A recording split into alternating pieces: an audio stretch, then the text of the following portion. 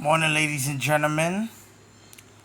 How is everybody doing? Today I'm going to teach you the steps that we need to to succeed in life. Number one, you need communication. Communication is the key to success. You don't need to depend on psych meds to communicate with others. You have to let them know how you feel. For example, I feel happy.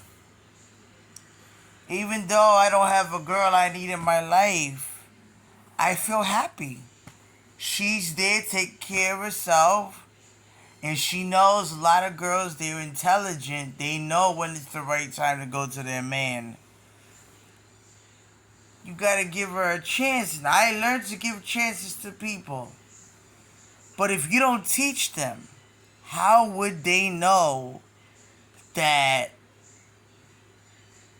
you're the smart one here? Like, I have a lot of family, and as we work in a team, we work separately. We have to split people up to work. So, you're looking at me like I'm a stupid, like I'm hallucinating into things, when actually I'm not hallucinating. I'm talking from the heart. Your heart is how you communicate with people. When you love somebody, that person stays locked up in your heart. But a lot of girls, when they see their man coming to save them, they don't go outside for a reason. It's either number one, that they're scared. It's number two, they don't want to make it obvious. Or to protect themselves and the man that they love. Now, you can see your girl once a week. If she runs out there and calls your name, that's all that matters. But a girl knows when is the right time to see their man. It's usually on manifestation. You gotta look at the numbers 3, 6, 9. Now, people do need to suffer, take pain. But it's how you talk to people, how you respond to them. If they give you an attitude, you gotta give it back so you can teach them that what they're doing is wrong. See, God commands us not to steal. He commands us to pay our debts on time. But what about the debt collectors? That's a sin. And Jesus said, why I have to pay for something that they lend? So, you have to understand, there's always a plan A, there's always a plan B, and there's always a plan C. If plan A doesn't work out, plan A in an emergency is the paramedics. Then you got the police, and then you got the fire department. If those don't work, who do you call? Father. Father is the plan B if it doesn't work. I have a wife. She's being held hostage right now at SCO. I already risked it 5 times. I'm not taking the risk the 6th time. I'm going to end up in jail. So I asked my father if he can help me with that. And with the help of family, that's why family's very good, because they help out. Now, there are ways that these girls are very violent. They're very aggressive and they're very violent, some of them. But they know that if they go out there to see their man, it's going to be an issue. They're going to grab either me or her. So they stay inside and tell us to go home. They know exactly how to work with each other on how to get to their man. When, for example, I had a best friend, And she told me, don't come to Brooklyn, I'll come to you. And I listened to her and she came. And, there are things that we have to learn in life. We have to learn how to have patience with people. For example, I rushed into a lot of things. But I've learned to have patience on myself and how to have patience on people. If they're talking, you gotta let them express their feelings. And maybe sometimes you have to test people as well.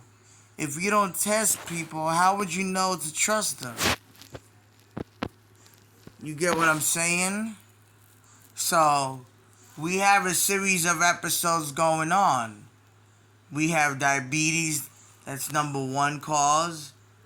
We have indigestion, when it's an abdominal tenderness. You have chest pains. You could be anemic, or you could be heartbreak and cold-hearted person. A cold-hearted person needs someone to warm them up. Doesn't mean you're anemic. It just means you need somebody to warm you up. And the way I used to warm up people is with the hugs. Sometimes when people say no for me for hugs, it's a rejection. It's a sign of rejection when somebody says they don't want a hug.